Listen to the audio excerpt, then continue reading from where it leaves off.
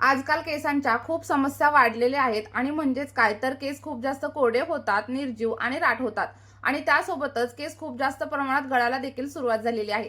आणि जसं जसं हवामान बदलतं तसाच आपला हेअर फॉल देखील सुरू होत असतो. काही दिवसांपूर्वी मी सुद्धा या सगळ्या समस्यांमधून जात होते, पण आज तुम्ही माझे केस पाहू शकता. आणि जर तुम्हाला ही रेमेडी 7 दिवसात प्रभावी वाटली नाही तर मला कमेंट करून नक्की सांगा. आज मी अशी रेमेडी तुमच्यासाठी घेऊन आलेली आहे ज्यामुळे फक्त 7 दिवसांमध्येच तुम्हाला तुमच्या केसांवरती फरक जाणवायला लागेल. जर तुम्हाला खूप जास्त हेअर फॉल होत असेल ना तर तो देखील पूर्णपणे बंद होईल आणि त्याबरोबरच नवीन केस उगवायला देखील सुरुवात होईल. पण त्यासाठी तुम्हाला आपला हा व्हिडिओ शेवटपर्यंत पाहावा लागेल. चला तर मग आपल्या रेमेडीला सुरुवात करूया, पण त्या अगोदर तुम्ही आपला हा व्हिडिओ नक्की कुठून पाहताय मला कमेंटमध्ये सांगायला विसरू नका. तर बघा, रेमेडी बनवण्यासाठी इथे सगळ्यात पहिल्यांदा आपल्याला एक स्टीलचं भांडं घ्यायचं आहे. मी इथं पातेल्याचा वापर केलेला आहे. जर तुमच्याकडे पॅन वगैरे असेल तर तुम्ही त्याचा देखील वापर नक्कीच करू शकता. आणि त्यानंतर साधारणतः 1 ग्लास एवढं फिल्टर केलेलं पाणी देखील आपल्याला याच्यामध्ये ऍड करायचं आहे. आणि हे सगळं काही पाणी आपल्याला गरम होण्यासाठी ठेवायचं आहे. लक्षात ठेवा, तुम्हाला बोरिंगच्या पाण्याचा किंवा मग खाऱ्या पाण्याचा वापर आपल्या या रेमेडीसाठी अजिबात करायचा नाहीये. जसं जसं आपलं पाणी गरम व्हायला लागेल आणि त्यानंतर साधारणतः 1 ते 1.5 चमचा एवढ्या चहापत्तीचा वापर आपल्याला याच्यामध्ये करायचा आहे. बघा, तुमच्या घरी जी कोणती चहापत्ती अवेलेबल असेल त्या चहा पावडरचा वापर तुम्ही इथं नक्कीच करू शकता. कारण चहापत्तीमध्ये टॅनिन्स आणि अँटीऑक्सिडंट असतात जे आपल्या केसांना नैसर्गिक चमक आणि त्यासोबतच स्मूथनेस देण्यासाठी मदत करतात. जर तुमचे केस खूप जास्त डल झालेले असतील ना तर त्यांना देखील अगदी शायनी आणि सोबतच ग्लॉसी बनवण्यासाठी चहापत्ती आपल्याला खूप जास्त उपयोगी ठरत असते.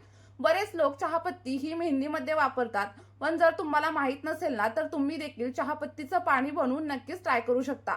आणि जर तुमचे केस वेळे अगोदरच पांढरे होत असतील किंवा मग तुम्हाला प्रीमॅच्युअर ग्रे हेअरची समस्या वगैरे असेल ना तर आपल्या या रेमेडीच्या रेग्युलर वापरामुळे तुमचे केस अगदी नैसर्गिकरित्या काळे होण्यासाठी मदत होणार आहे. आणि जर तुम्हाला खूप जास्त प्रमाणामध्ये हेअरफॉल वगैरे होत असेल तर तो देखील कमी होईल.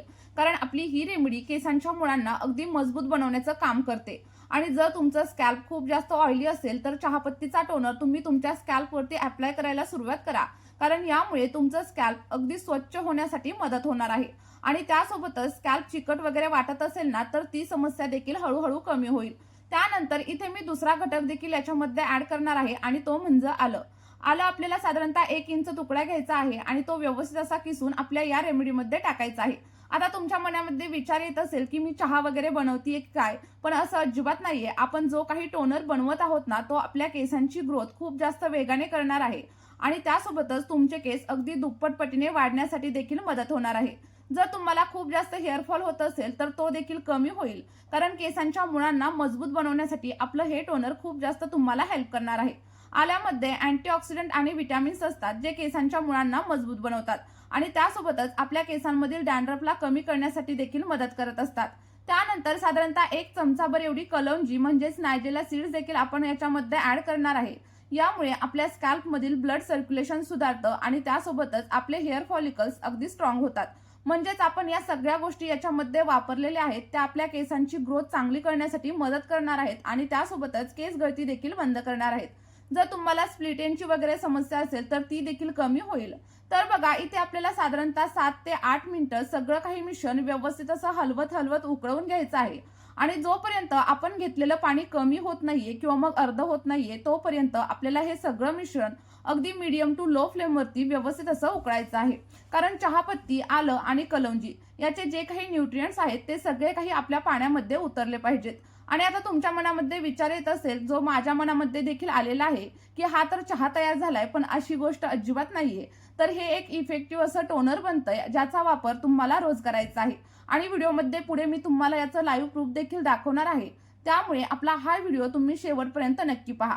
आणि एक गोष्ट मला तुम्हाला सांगायची आहे की जर तुम्हाला व्हिडिओ थोडा जरी आवडला असेल ना तर व्हिडिओला एक लाईक नक्कीच करा.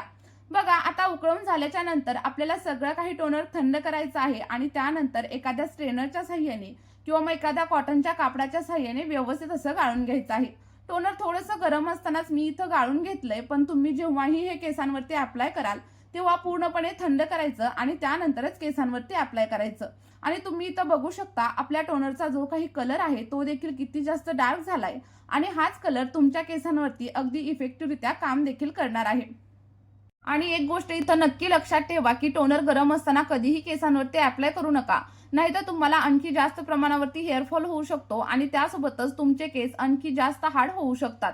आता बघा, हे तयार झालेलं टोनर आपल्या केसांवरती कशा प्रकारे अप्लाय करायचं हे जाणून घेणं देखील तेवढंच महत्वाचं आहे. चला तर मग पाहूया की टोनर कशा प्रकारे अप्लाय करायचं. तर तुम्हाला काय करायचंय, रोज रात्री हे टोनर तुमच्या केसांच्या मुळांवरती अप्लाय करायचं आहे आणि त्यानंतर हलक्या हाताने मसाज करायचा आहे. आता टोनर अप्लाय करण्यासाठी तुम्ही एखाद्या स्प्रे बॉटलचा वापर करू शकता किंवा मग जर तुमच्याकडे स्प्रे बॉटल वगैरे नसेल तर एखाद्या कॉटन बॉलच्या साह्याने देखील तुम्ही सगळं काही टोनर तुमच्या केसांवरती अप्लाय करू शकता. अप्लाय केल्याच्या नंतर 2 ते 3 मिनिटं अगदी हलक्या हाताने केसांच्या मुळांवरती मसाज करायचा आहे आणि त्यानंतर तुम्हाला अगदी माइल्ड शॅम्पूने हेअर वॉश करायचा आहे. बघा, हेअर वॉश करण्याची पद्धत देखील मी तुम्हाला सांगते. तर हेअर वॉश करताना तुम्हाला शॅम्पू डायरेक्टली स्कॅल्पवरती वगैरे अजिबात अप्लाय करायचा नाहीये. तर बघा, जे काही तुमचं टोनर शिल्लक राहील त्या टोनरमध्ये तुम्हाला जो कोणता शॅम्पू आवडत असेल किंवा तुमच्या केसांसाठी तुम्ही जो कोणता शॅम्पू वापरत असाल तोच शॅम्पू टोनरमध्ये ऍड करायचा. आणि मी तुम्हाला सांगणार नाही की तुम्ही हाच शॅम्पू वापरा, तोच शॅम्पू वापरा. तुमच्या केसांना जो कोणता शॅम्पू सूट होत असेल तो तुम्ही इथं वापरू शकता. बघा, शॅम्पू ऍड करायचा आणि व्यवस्थित असं मिक्स करून घ्यायचं आणि मिक्स झाल्याच्या नंतर आपल्या या शॅम्पूने तुम्हाला हेअर वॉश करायचं आहे. बघा, जेव्हा आपण शॅम्पू डायरेक्टली आपल्या स्कॅल्पवरती अप्लाय करतो ना, तेव्हा आपलं स्कॅल्प अगदी ड्राय होतं, केस देखील ड्राय होतात आणि त्यासोबतच तुम्हाला स्प्लिट एंडची समस्या देखील जाणवायला लागतील. तर तुम्ही तसा शॅम्पू अजिबात करू नका. तर त्याऐवजी मी सांगितलेल्या पद्धतीने शॅम्पू करा. त्यामुळे तुम्हाला तुमच्या केसांवरती आणखी छान असे रिझल्ट पाहायला मिळतील आणि त्याबरोबरच तुम्ही जे टोनर बनवाल ना ते 1 दिवसानंतर खराब होतं आणि त्यामधून वास यायला सुरुवात होते. आणि जर तुम्ही मी सांगितलेल्या प्रकारे टोनर वापराल ना तर तुमचं टोनर देखील वाया जाणार नाही आणि तुम्हाला खूप छान असे रिझल्ट देखील तुमच्या केसांवरती पाहायला मिळतील. तर बघा, आपलं जे काही टोनर आहे ते तुम्हाला 1 दिवसात बनवायचं आहे आणि तुमच्या केसांवरती वापरायचं आहे. म्हणजेच काय, जर तुम्ही आज हेअर वॉश केला असेल ना तर मध्ये 1 दिवस सोडायचा आणि त्यानंतर दुसऱ्या दिवशी तुम्हाला हे टोनर केसांवरती अप्लाय देखील करायचं आहे आणि त्यासोबतच मी सांगितलेल्या पद्धतीने हेअर वॉश देखील करायचं आहे. बघा, तुम्ही सलग जर 1 ते 2 महिना आपलं हे टोनर आणि शॅम्पू करण्याची पद्धत जर वापरून बघितली तर तुम्हाला तुमच्या केसांवरती खूप छान असे रिझल्ट मिळतील. केसांमधील कोंडा कमी होईल आणि सोबतच जर ऑइली स्कॅल्पची वगैरे समस्या असेल ना तर ती देखील हळूहळू कमी होण्यासाठी मदत होईल. त्यामुळे आपली ही रेमेडी तुम्ही एकदा तरी नक्की ट्राय करून बघा.